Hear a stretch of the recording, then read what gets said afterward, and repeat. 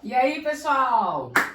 Firme e forte para a terceira parte da nossa aula sobre terceira e última parte sobre dissolução, sobre a ação de dissolução parcial da sociedade. Então vamos lá, gente. Nós ficamos aqui nesse ponto aqui principal que está no artigo 602. Então a pergunta que não quer calar: pode a empresa também se vingar? Não é se vingar, gente, mas vamos supor que aquele sócio tenha causado um certo prejuízo, ou então para a imagem da empresa, né, para aquela sociedade. Então, esse sócio, né, ele deixou uma imagem um pouco negativa, por isso que ele está sendo excluído da sociedade. Então, nessa situação, vai poder? Vai sim. Vamos ver o que é que diz o artigo 602. Bora lá. Peguem um código, viu? Atenção, gente, ó. Atenção, gente, ó. Acorda, gente. Vamos lá. Ó, artigo 602. Poderá a sociedade, voltando aqui, a sociedade poderá formular pedido de indenização compensável com o valor dos haveres a apurar. Certo, gente?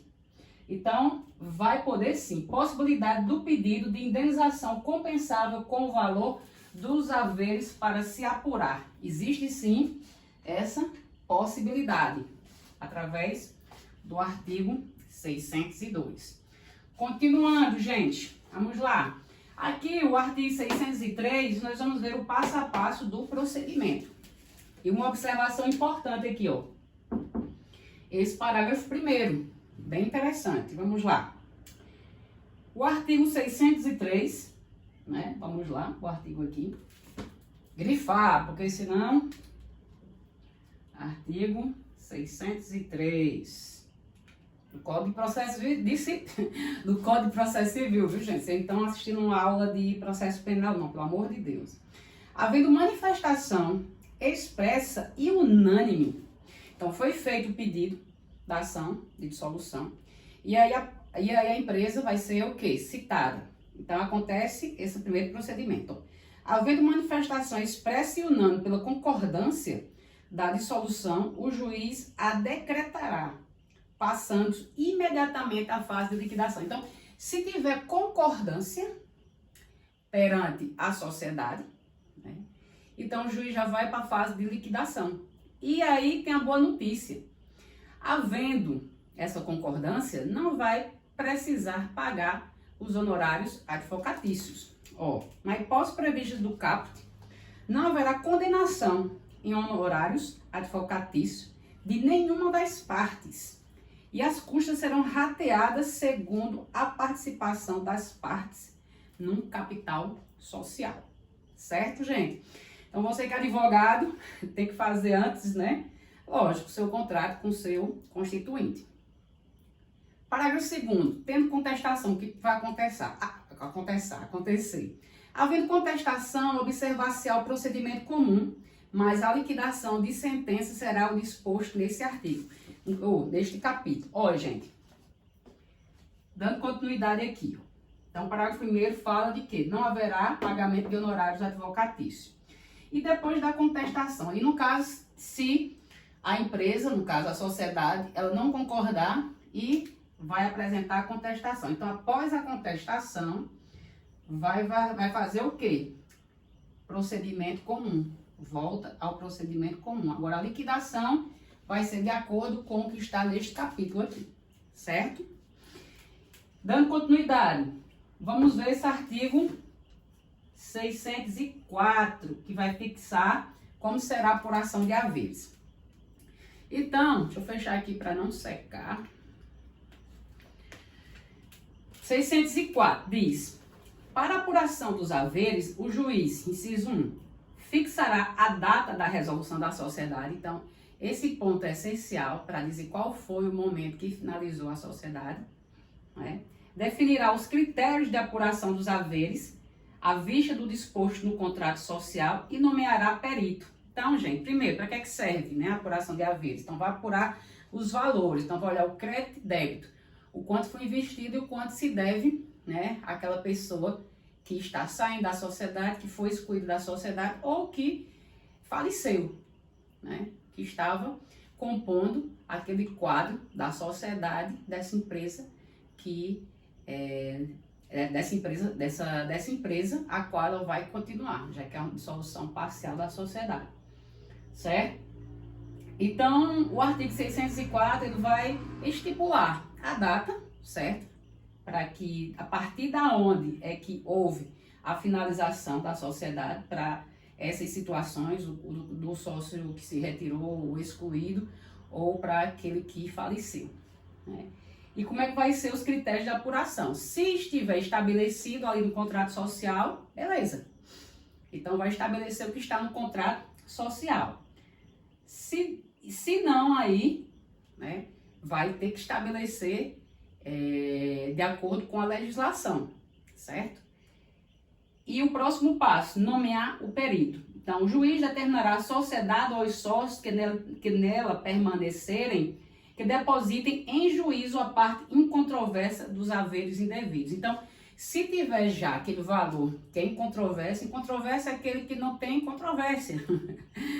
Vamos supor, a pessoa entra com a ação de dissolução dizendo que a sociedade deve 1 milhão. Ela diz, não devo 1 milhão, devo 500 mil. Então, 500 mil é incontrovérsia. Então, o juiz já determina que haja o depósito desse valor. Então, o depósito poderá ser desde logo levantado, parágrafo 2º, pelo ex-sócio, pelo espólio ou pelo seu sucessor. Então, o juiz já determina o depósito, eles já podem retirar, já que é um valor em controvérsia, e vai discutir em relação àqueles valores que têm o quê? Controvérsia. Se o contrato social estabelecer o pagamento de haveres, será observado o que nele se dispôs, no depósito judicial da parte em controvérsia. Então, se, por exemplo, né, a lei determina isso aqui, agora se no contrato social disser outra coisa, o parágrafo 3º diz, se o contrato social estabelecer o pagamento dos haveres, então vai ser diferente.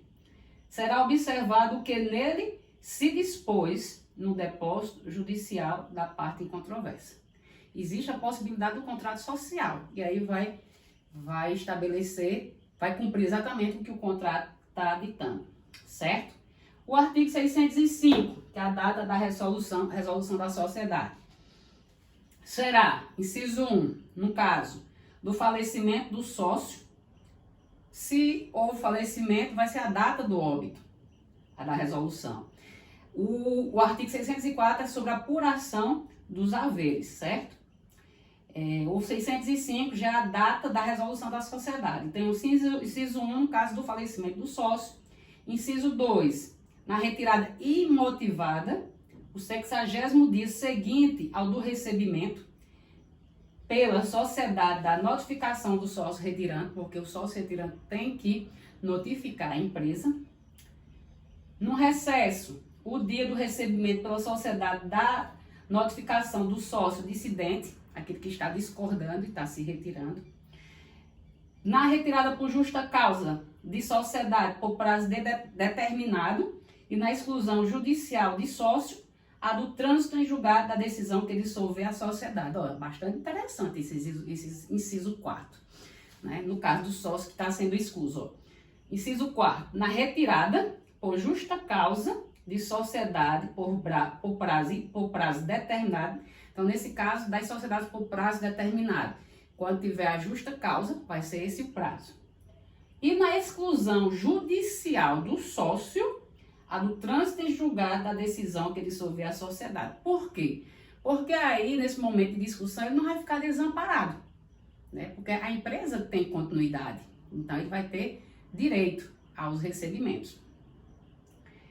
Inciso 5. Na exclusão extrajudicial, a data da assembleia ou da reunião de sócios que a tiver deliberado. Então, essas são as hipóteses que estão estabelecidas no artigo 615 da data da resolução da sociedade, certo? Então, aqui para finalizar, o artigo 609. Uma vez apurados os haveres do sócio retirante, serão pagos conforme disciplinar o contrato social. E no silêncio desse, vocês vão para o artigo 1031 do Código Civil, parágrafo 2º, certo?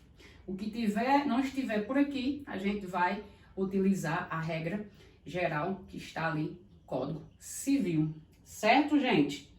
E o artigo 608, para finalizar, até a data da resolução, integram o valor devido ao ex-sócio, ao espólio e aos sucessores, a participação que eu tinha falado antes, nos lucros e os juros sobre o capital próprio declarados pela sociedade e, se for o caso, a remuneração como administrador. E o parágrafo único diz: após a data da resolução, o ex-sócio, o espólio ou os sucessores terão direito apenas à correção monetária dos valores apurados e aos juros contratuais legais. Nada mais do que justo. Certo, gente? Então, aqui nós finalizamos nossa terceira e última parte sobre ação de dissolução parcial de sociedade. Espero que tenham gostado e um beijo no coração e até a próxima aula. Tchau!